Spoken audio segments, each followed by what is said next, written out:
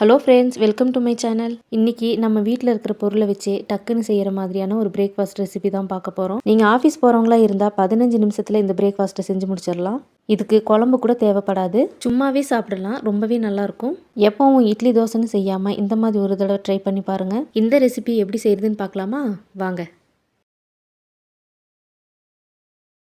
ஒரு பவுலில் 3/4 கப் அரிசி மாவு சேர்த்துக்குங்க. உங்ககிட்ட புட்டு மாவு இருந்ததுன்னா அதை கூட நீங்கள் சேர்த்துக்கலாம். அரிசி மாவில் கொஞ்சம் கொஞ்சமாக தண்ணி சேர்த்துட்டு புட்டு மாவு பதத்துக்கு பிசைஞ்சுக்குங்க. மாவு ரொம்ப ட்ரையாக இருக்கக்கூடாது, கொஞ்சம் ஈரப்பதமாக இருக்கணும். அப்போ தான் நமக்கு புட்டு நல்லா சாஃப்டாக வரும், சாப்பிட்றதுக்குமே ரொம்ப நல்லாயிருக்கும். இந்த வீடியோவை பிகினர்ஸ் பார்த்துட்ருக்கீங்கன்னா, நிறைய தண்ணி சேர்த்தா நமக்கு புட்டு ரொம்ப சாஃப்டாக வரும்னு நினச்சி அதிக தண்ணியும் சேர்த்துடக்கூடாது. கையில் நம்ம அழுத்தி பிடிக்கும் போது ஒரு ஷேப் கொடுக்கணும், அந்த அளவுக்கு பிசைஞ்சிங்கன்னா போதும். அதிக தண்ணி சேர்த்துட்டிங்கன்னா நம்ம புட்டு வேக வைக்கும் போது அது கொழுக்கட்டை மாதிரி ஆயிரும், சாப்பிட்றதுக்கு நல்லா இருக்காது.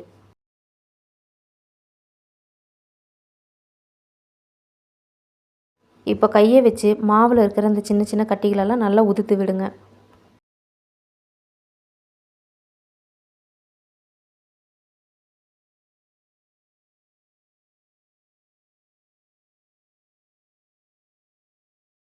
மாவு நல்லா உதுத்து விட்டதுக்கப்புறமா இந்த மாதிரி லைட்டாக அழுத்தி விடுங்க. அப்போ தான் மாவு காயாமல் இருக்கும். இப்போ நம்ம மசாலா ரெடி பண்ணுற வரைக்கும் இதை ஒரு மூடி போட்டு மூடி வச்சுருங்க.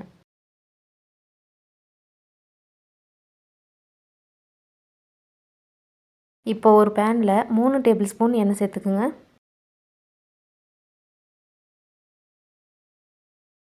எண்ணெய் நல்லா சூடானதும் ஒரு வெங்காயம் மெல்லிசாக கட் பண்ணி சேர்த்துக்குங்க. வெங்காயம் கோல்டன் ப்ரௌன் வர வரைக்கும் நல்லா வதக்கி விடுங்க. இந்த அளவுக்கு கலர் சேஞ்ச் ஆன உடனே கொஞ்சமாக கருவேப்பிலையை கட் பண்ணி சேர்த்துக்குங்க.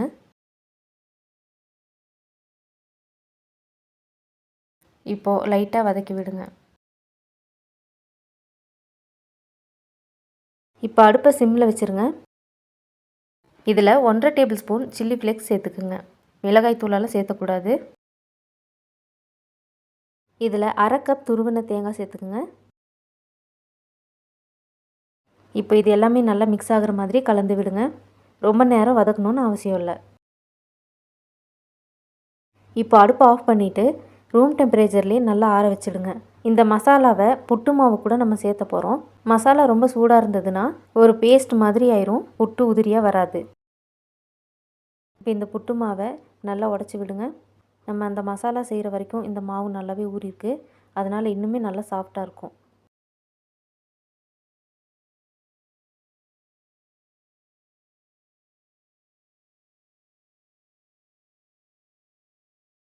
மசாலா நல்லா ஆறுனதும் புட்டு மாவை சேர்த்துருங்க.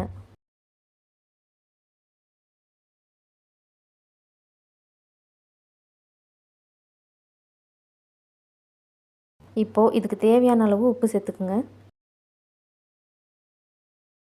கொஞ்சமாக கேரட்டையும் துருவி சேர்த்துக்குங்க. இப்போ நம்ம சேர்த்துருக்கிற எல்லா பொருளும் நல்லா மிக்ஸ் ஆகிற மாதிரி கலந்து விடுங்க.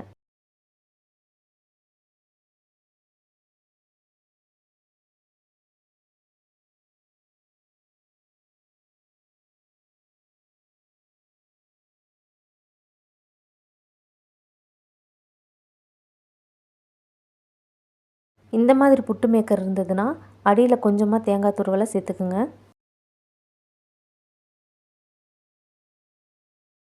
தேங்காய் சேர்த்ததுக்கப்புறமா நம்ம மிக்ஸ் பண்ணி வச்சுருக்கிற புட்டு மாவை இதில் சேர்த்துருங்க. புட்டு மாவு சேர்த்ததுக்கப்புறமா கொஞ்சமாக நடுவில் தேங்காய் வச்சுட்டு அதுக்கு மேலே கூட நம்ம புட்டு மாவை சேர்த்துக்கலாம். தேங்காய் வச்சதுக்கப்புறமா மறுபடியும் புட்டு மாவு சேர்த்துக்குங்க.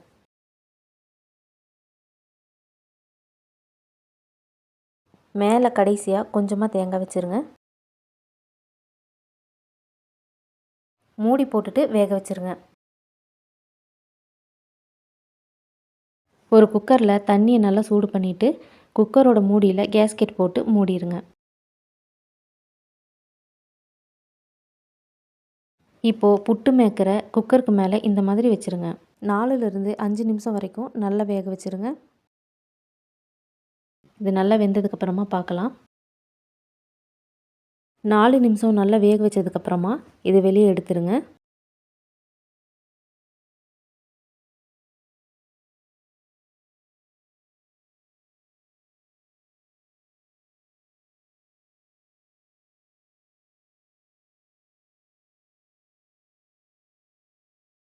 இப்போ நமக்கு மசாலா புட்டு தயாராகிருச்சு.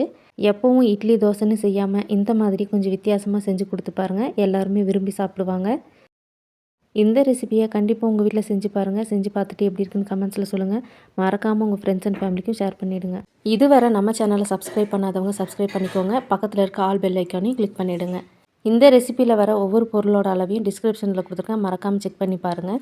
இன்னொரு நல்ல ரெசிபியோடு வர வரைக்கும் பாய்.